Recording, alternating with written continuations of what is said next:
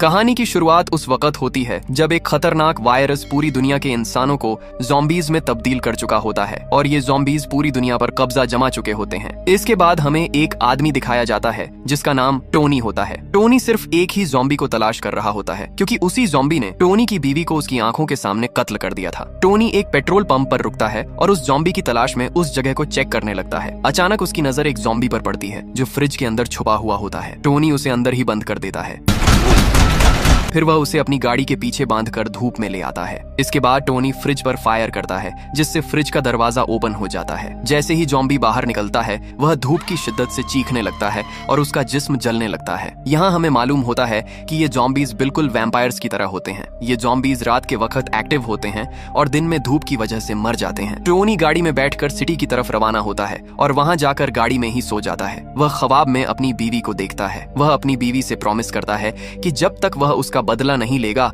सुकून से नहीं बैठेगा। फिर टोनी उठकर वहां ज़ॉम्बीज को तलाश करने लगता है। पूरा शहर सुनसान और वीरान पड़ा होता है। कुछ देर बाद उसे एक बिल्डिंग दिखाई देती है जहां वह सप्लाईज और राशन ढूंढने के लिए अंदर जाता है। वह बहुत एहतियात से आगे बढ़ रहा होता है ताकि कोई ज़ॉम्बी अचानक उस पर हमला न कर दे। तभी एक ज़ॉम्बी उसके सामने आ जाता है। टोनी उस पर फायर करता है मगर वह ज़ॉम्बी पहले ही मरा हुआ होता है। लेकिन गोली की आवाज दूसरे ज़ॉम्बी सुन लेते हैं और हर तरफ से निकलकर टोनी पर हमला कर देते हैं। ताहिम टोनी जैसे तैसे करके उन सबको खत्म कर देता है। असल में वहाँ ज़ॉम्बीज की तादाद ज्यादा नहीं होती। धूप होने की वजह से वह जगह फिलहाल सेफ होती है। वह उसी बिल्डिंग की छत पर बैठकर आराम करने लगता है। इसी दौरान टोनी को करीब से गाड़ी की आवाज सुनाई देती है। वह देखने जाता है कि क्या हो रहा है। सामने एक पागल सी औरत सड़क के बीचों बीच बैठी होती है और उसके हाथ में एक बच्चा होता है। उसके पास एक गाड़ी आकर रुकती है जिसमें 4 लोग सवार होते हैं। उनमें से एक आदमी उस औरत की मदद के लिए उसके करीब जाने लगता है लेकिन अचानक कोई उसे सिर में गोली मार देता है। असल में यह एक गैंग का जाल होता है। गैंग और उन लोगों के बीच जबरदस्त फायरिंग शुरू हो जाती है। टोनी सब कुछ देख रहा होता है और वह भी वेपन्स उठाकर उनकी तरफ जाने लगता है। आखिर में गैंग 2 लोगों को मार देती है। सिर्फ एक लड़की जिंदा बचती है जिसका नाम सैम होता है। सैम मजबूरन सरेंडर कर देती है ताकि वे उसे नुकसान न पहुंचाएं, मगर गैंग का लीडर उसके साथ बदतमीजी करने लगता है। तभी टोनी वहां पहुंच जाता है और एक एक करके तमाम लुटेरों को मारने लगता है। टोनी अकेला ही उन सब पर भारी पड़ता है। वह लीडर को इंजर्ड कर देता है और उस पागल औरत के बारे में पूछता है। लीडर बताता है कि उस औरत का नाम एनाबेल है। वह दरअसल पागल है और उसके हाथ में जो बच्चा है वह सिर्फ प्लास्टिक की डॉल है। उसका असली बच्चा मर चुका है और वह अपने बच्चे के गम में पागल हो चुकी है। वह मजीद बताता है कि हमने उसे ट्रैप के तौर पर इस्तेमाल किया था। टोनी लीडर को मरने के लिए छोड़ देता है और वहां से चला जाता है। सैम एनाबेल से बात करती है और उसे कहती है कि अगर तुम यहाँ रही तो रात को ज़ॉम्बीज तुम्हें मार देंगे। वह उसे अपने साथ चलने के लिए कहती है। एनाबेल भी जाने के लिए मान जाती है। दोनों टोनी के पास आती हैं। सैम उससे रिक्वेस्ट करती है कि उन्हें उस जगह तक छोड़ दे जहां वह अपने ग्रुप के साथ रहती है। टोनी भी बदले में उससे कुछ मांगता है। सैम कहती है कि वह उसे राशन और एमो देगी और अगर तुम चाहो तो हमारे साथ रह भी सकते हो। यह सुनकर टोनी भी मान जाता है और तीनों उस जगह की तरफ रवाना हो जाते हैं। रास्ते में सैम बताती है कि वे लोग शहर के बीच एक जेल में रहते हैं। टोनी समझ जाता है कि जगह काफी दूर है और अगर रात हो गई तो वहां पहुंचना मुश्किल हो जाएगा क्योंकि रात में ज़ॉम्बीज हर जगह फैल जाते हैं। जब वे शहर पहुंचते हैं तो अंधेरा हो चुका होता है और ज़ॉम्बीज हर तरफ से निकलने लगते हैं। सैम अपने ग्रुप के एक मेंबर ईथन से कांटेक्ट करती है जो सीसीटीवी स्क्रीन्स पर नजर रखता है। वह उसे कहती है कि फौरन गेट ओपन करो वरना ज़ॉम्बीज हमें मार देंगे। ईथन फौरन सबको अलर्ट करता है और ग्रुप के लीडर फ्रैंक को बताता है जो उसका बाप भी होता है। सब लोग अपने वेपन्स लेकर गेट पर तैयार हो जाते हैं। जैसे ही टोनी गेट के करीब पहुंचता है वह सैम और एनाबेल को नीचे उतरने के लिए कहता है और खुद उन्हें कवर देने के लिए फायरिंग शुरू कर देता है। लेकिन बहुत ज्यादा ज़ॉम्बीज उसकी तरफ बढ़ रहे होते हैं। उसी वक्त सैम की टीम भी उनके पास पहुंच जाती है और टोनी के साथ मिलकर ज़ॉम्बीज को मारने लगती है। लेकिन ज़ॉम्बीज की तादाद कम होने के बजाय बढ़ती जा रही होती है। जब सिचुएशन काबू से बाहर होने लगती है तो सब मजबूरन जेल के अंदर चले जाते हैं और दरवाजा बंद करने लगते हैं। लेकिन दरवाजा बंद होने से पहले टोनी की नजर एक खास ज़ॉम्बी पर पड़ती है जो तमाम ज़ॉम्बीज का लीडर होता है। टोनी फौरन समझ जाता है कि यही वह ज़ॉम्बी है जिसे वह काफी अरसे से तलाश कर रहा था। अंदर जाकर सब इकट्ठे होते हैं और सैम से पूछते हैं कि बाकी लोग कहाँ हैं। सैम बताती है कि हम पर एक गैंग ने हमला कर दिया था और उन सबको मार दिया। वह कहती है कि अगर टोनी वक्त पर न आता तो वह भी जिंदा न बचती। मगर वहाँ डोंगी नाम का एक आदमी मौजूद होता है। उसे टोनी पर बिल्कुल भरोसा नहीं होता। वह इल्जाम लगाता है कि टोनी भी उसी गैंग का हिस्सा है जो सैम के साथ यहाँ आकर हमारा राशन लूटना चाहता है। वह कहता है कि मैं इस गैंग को अच्छी तरह जानता हूँ इसलिए इस पर एतबार नहीं किया जा सकता। यह सुनकर सब लोग उसकी बात पर यकीन करने लगते हैं। यहाँ हमें मालूम होता है कि सैम और जो लड़के मारे गए थे वे दरअसल प्लेन की तलाश में निकले थे। वो सब यहाँ से निकलकर नॉर्थ की कॉलोनी में जाना चाहते हैं जहाँ सिर्फ इंसान रहते हैं और वहाँ की लाइफ ज्यादा बेहतर और महफूज है। बाद में सैम ग्रुप के लीडर फ्रैंक और चंद लोगों को मैप रूम में ले जाकर जहाज की लोकेशन बताती है। उनके साथ एक पायलट भी होता है जिसका नाम वंस होता है। वो फैसला करते हैं कि सुबह रोशनी होते ही वो गाड़ियों में रवाना होकर जहाज तक पहुंच जाएंगे। सोने से पहले फ्रैंक टोनी से कहता है कि मुझे तुम पर भरोसा नहीं है, और वो कहता है कि या तो अपने वेपन्स दे दो या फिर कहीं और जाकर सो जाओ। टोनी को ये बात बहुत नागवार गुजरती है और वो वेपन्स देने से इनकार कर देता है। सैम बीच में आकर टोनी को समझाती है कि सिर्फ एक रात की बात है, कल उसे वेपन्स वापस मिल जाएंगे। टोनी भी किसी न किसी तरह सैम की बात मान लेता है और अपने वेपन्स दे देता है। ईथन उसे सेल तक छोड़ने जाता है जहाँ वो रात गुजारेगा। ईथन टोनी से कहता है कि उसका बाप हकीकत में बुरा नहीं है, बस ज़ॉम्बीज़ की वजह से खौफजदा है। फिर वो बताता है कि उसका दूसरा भाई भी ज़ॉम्बी बन गया था और तब से उसके बाप की हालत ठीक नहीं रही। टोनी कहता है कि उसे कोई मसला नहीं। फिर वो ईथन से पूछता है कि उसने बाहर एक बहुत ताकतवर ज़ॉम्बी देखा था जिसके इर्द गिर्द सब ज़ॉम्बीज़ जमा थे और उसकी बात मानते थे। ईथन हैरत से कहता है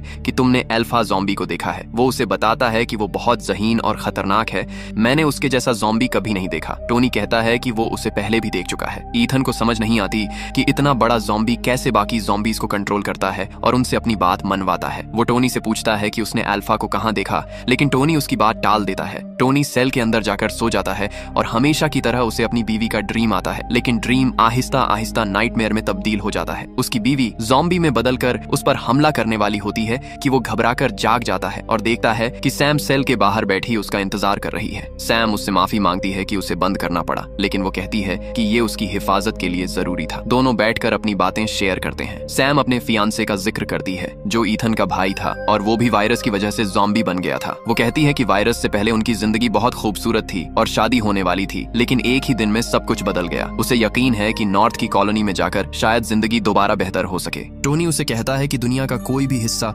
ज़ॉम्बीज़ से महफूज नहीं रहा। सैम उसे समझाती है कि अल्फा से दूर रहना, क्योंकि उसने उनके बहुत से लोगों को मारा है। टोनी दर्द भरी आवाज में कहता है कि अल्फा ने उससे उसकी सबसे कीमती चीज यानी उसकी बीवी छीन ली है। वो 1 साल से उस दिन का इंतजार कर रहा है कि एक दिन वो अल्फा ज़ॉम्बी का सामना जरूर करेगा। कुछ देर बाद गार्ड को बाहर से एक तेज आवाज सुनाई देती है और वो देखने के लिए उस तरफ जाता है, मगर अचानक ज़ॉम्बीज़ उस पर हमला कर देते हैं और उसे इंजर्ड करके गिरा देते हैं, फिर हर तरफ फैल जाते हैं। टोनी गार्ड से चाबी लेकर अपना सेल खोल लेता है। इसी दौरान सब लोग बच्चों और औरतों को लेकर एक बड़े सेल में छुपने लगते हैं ताकि वो ज़ॉम्बीज़ से महफूज रह सकें। लेकिन एक ताकतवर ज़ॉम्बी अंदर दाखिल होने की कोशिश करता है और वो अंदर आने ही वाला होता है कि एन उसी वक्त टोनी वहां पहुंचकर उसे खत्म कर देता है और वहां मौजूद लोगों को बचा लेता है। जब अंदर घुसने वाले तमाम ज़ॉम्बीज़ को मार दिया जाता है तो सब लोग इकट्ठा होकर चेक करते हैं कि कौन इन्फेक्टेड हुआ है। एक सिपाही को ज़ॉम्बीज़ ने काट लिया होता है। वो रोते हुए कहता है, मैं जीना चाहता हूँ, चाहे मेरा बाजू ही काट दो। लेकिन अब बहुत देर हो चुकी होती है और वायरस उसके जिस्म में फैल चुका होता है। आंखों में आंसू लिए सब उसे अलविदा कहते हैं और फ्रैंक मजबूरी में उसके सर पर गोली चलाकर उसे खत्म कर देता है। जब सूरज निकल आता है तो लीडर और उसकी टीम गैराज का दरवाजा खोलने की कोशिश करते हैं, लेकिन दरवाजा हिलता तक नहीं, जैसे किसी ने उसे बाहर से बंद कर दिया हो। जब वो मेन गेट से बाहर जाते हैं तो ये देखकर हैरान रह जाते हैं कि किसी ने पुरानी गाड़ियों के जरिए गैराज का रास्ता ब्लॉक कर दिया होता है। ये देखकर सब समझ जाते हैं कि ये अल्फा और उसकी फौज का काम है। वो दोबारा बिल्डिंग के अंदर जमा होते हैं ताकि अगला प्लान बनाया जा सके। लीडर उनसे कहता है कि जिंदा बचने का अब सिर्फ एक ही रास्ता है कि शहर में दूसरी गाड़ियां तलाश की जाए। लेकिन टोनी उनसे पूछता है कि अल्फा और उसकी फौज दिन के वक्त कहां छुपी होती है। लीडर बताता है कि वो काफी अरसे से पेका होटल पर कब्जा किए हुए हैं, मगर वो टोनी से कहता है कि अल्फा से दूर ही रहना। टोनी उनसे कहता है कि हम कब तक इन ज़ॉम्बीज़ से भागते रहेंगे, बल्कि मैं खुद उसके पास जाऊंगा और उसकी टेरिटरी में दाखिल होकर उसे खत्म करूंगा। ईथन जो लीडर का बेटा होता है उसे भी टोनी का प्लान पसंद आ जाता है और वो भी साथ जाने के लिए तैयार हो जाता है। कुछ और लोग भी शामिल हो जाते हैं क्योंकि अल्फा ने उनसे भी कुछ छीना होता है और वो भी बदला लेना चाहते हैं। टोनी, ईथन और चंद लोग होटल की तरफ रवाना होते हैं। फ्रैंक रूफटॉप पर खड़ा होकर उन्हें कवर देने का फैसला करता है, जबकि सैम अपनी टीम के साथ गाड़ियां तलाश करने निकल जाती है। होटल पहुंचकर टोनी और उसकी टीम खामोशी से अंदर दाखिल होती है ताकि ज़ॉम्बीज़ को खबर न हो। वो हर फ्लोर और हर कमरा चेक करते हुए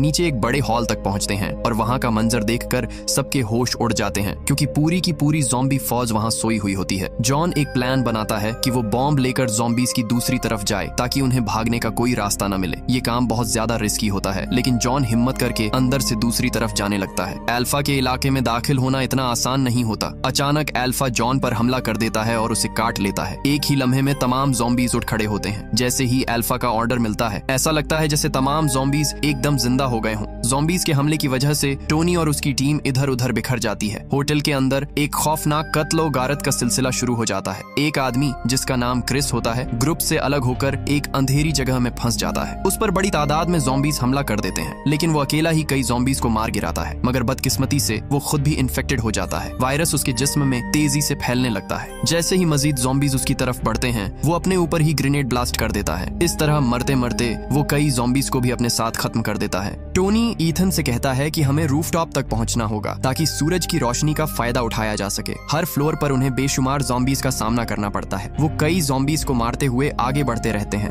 और बड़ी मुश्किल से रूफटॉप तक पहुंच जाते हैं। रूफटॉप पर पहुंचकर टोनी की नजर अल्फा पर पड़ती है। वो वाकई ज़ॉम्बीज को कंट्रोल कर रहा होता है और उन्हें मुख्तलिफ डायरेक्शंस में भेज रहा होता है, बिल्कुल ऐसे जैसे कोई कमांडर अपनी फौज को हिदायत दे रहा हो। ईथन घबराकर पूछता है, रोप कहाँ है? टोनी उसे बताता है कि रोप मैक्स के पास थी। वो रेडियो पर मैक्स से कांटेक्ट करने की कोशिश करता है, लेकिन जवाब इंतहाई खौफनाक होता है। मैक्स पर ज़ॉम्बीज हमला कर चुके होते हैं। मैक्स किसी तरह अपनी लोकेशन बता देता है और कहता है, जल्दी पहुंच जाओ वरना बहुत देर हो जाएगी। टोनी एक प्लान बनाता है और ईथन से कहता है, मैं ज़ॉम्बीज की तवज्जो अपनी तरफ कर लेता हूँ, तुम नीचे जाकर रोप ले आओ। ईथन अपनी जान खतरे में डालकर नीचे जाता है और मैक्स तक पहुंचकर रोप हासिल कर लेता है। लेकिन अचानक मैक्स, जो अब ज़ॉम्बी बन चुका होता है, उस पर हमला कर देता है। वो ईथन को काटने ही वाला होता है कि आखिरी लम्हे में टोनी वहां पहुंच जाता है और उसे बचा लेता है। जब वो वापस ऊपर जाने लगते हैं तो दोबारा ज़ॉम्बीज उन पर अटैक कर देते हैं, लेकिन किसी न किसी तरह दोनों रूफटॉप तक पहुंचने में कामयाब हो जाते हैं। टोनी ईथन से कहता है, पहले तुम रोप के जरिए नीचे उतर जाओ। इसी दौरान ईथन की नजर अपने हाथ पर पड़ती है जहां ज़ॉम्बी ने उसे काटा होता है। ये देखकर वो कहता है, मैं अब कहीं नहीं जा सकता।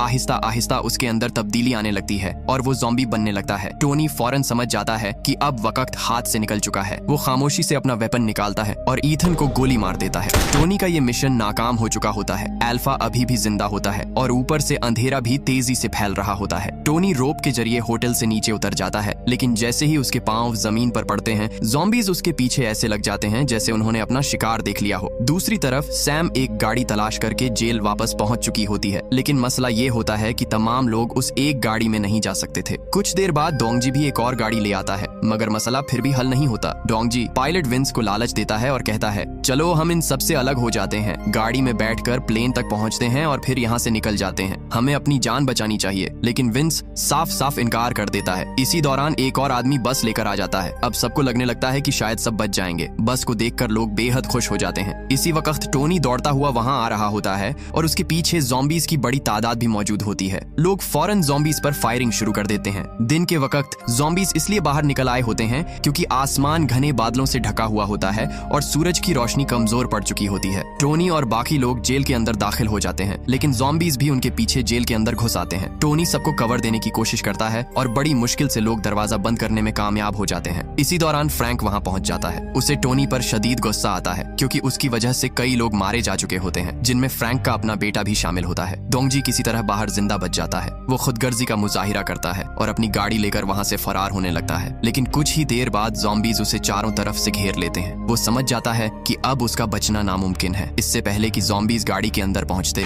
वो खुद को ही खत्म कर देता है। जेल के अंदर बैटल अपने उरूज पर पहुंच चुकी होती है। ज़ॉम्बीज बड़ी तादाद में अंदर दाखिल हो चुके होते हैं। उनके पास बुलेट्स भी कम पड़ रही होती हैं, लेकिन हर शख्स अपनी पूरी ताकत के साथ लड़ रहा होता है। मगर ज़ॉम्बीज इतने ज्यादा होते हैं कि वो आहिस्ता आहिस्ता सबको खत्म करते जा रहे होते हैं। फ्रैंक पर भी कई ज़ॉम्बीज हमला कर देते हैं और आखिरकार अल्फा ज़ॉम्बी उसे मार देता है। इसी हंगामे के दौरान टोनी का सामना अल्फा से हो जाता है, लेकिन अल्फा अकेला नहीं होता, उसके साथ पूरी ज़ॉम्बी आर्मी मौजूद होती है। अल्फा हुक्म देता है और तमाम ज़ॉम्बीज टोनी पर टूट पड़ते हैं, लेकिन टोनी भी पूरी कव्वत के साथ मुकाबला करता है और एक एक करके उन्हें मार गिराता है। इसके बाद अल्फा ज़ॉम्बी और टोनी के दरमियान जबरदस्त फाइट शुरू हो जाती है, लेकिन अल्फा बेहद ताकतवर साबित होता है। टोनी समझ जाता है कि वो उसे बराह रास्त नहीं मार सकता, तब वो सीधा रूफटॉप की तरफ भागता है। अल्फा भी उसके पीछे पीछे आता है। जैसे ही अल्फा उस पर हमला करने की कोशिश करता है, टोनी उसे जोर से धूप की तरफ धकेल देता है। सूरज की रोशनी अल्फा ज़ॉम्बी को जलाने लगती है। उसका जिस्म इस कदर गर्म होने लगता है जैसे उसका खून उबल रहा हो। अल्फा दर्द से तड़पता है, जोर जोर से चीखता है और आहिस्ता आहिस्ता जलकर राख बन जाता है। टोनी खामोशी से ये सब देखता रहता है। 1 साल इंतजार करने के बाद आज अल्फा हमेशा के लिए खत्म हो चुका होता है और यूं टोनी अपनी बीवी का बदला ले लेता है। जब वो बस की तरफ देखता है तो तमाम लोग महफूज होते हैं। अल्फा की मौत के बाद आधे ज़ॉम्बीज भाग जाते हैं और बाकी सूरज की रोशनी में जलकर खत्म हो जाते हैं। सैम उसके पास आती है और कहती है, तुमने अपना बदला ले लिया है, अब हमारे साथ चलो। टोनी जवाब देता है, जब तुम मुझसे मिली थी उस वक्त भी मैं अकेला था और शायद ये सफर भी मुझे अकेले ही मुकम्मल करना होगा। वो सबको अलविदा कहता है और तन्हा वहां से रवाना हो जाता है। अब उसका मकसद पूरी दुनिया से ज़ॉम्बीज का खात्मा करना होता है, एक ऐसा मिशन जो शायद इम्पॉसिबल हो, लेकिन वो फिर भी उस रास्ते पर चल पड़ता है। और इसी ताकतवर सीन के साथ मूवी अपने इख्तिताम को पहुंच जाती है। अगर वीडियो अच्छी लगी हो तो वीडियो को लाइक और चैनल को सब्सक्राइब जरूर कीजिएगा। तो गाइस, हमारे गेम में ये जो टुंग टुंग है, क्या आपने इसका फीमेल वर्जन देखा है? नहीं। क्या नहीं देखा? तो कैसा होता मेरी जान अगर मैं आपको टुंग टुंग का फीमेल वर्जन दिखा दूं? और एक लाइक और सब्सक्राइब करके अपना क्लास नेम कमेंट करना।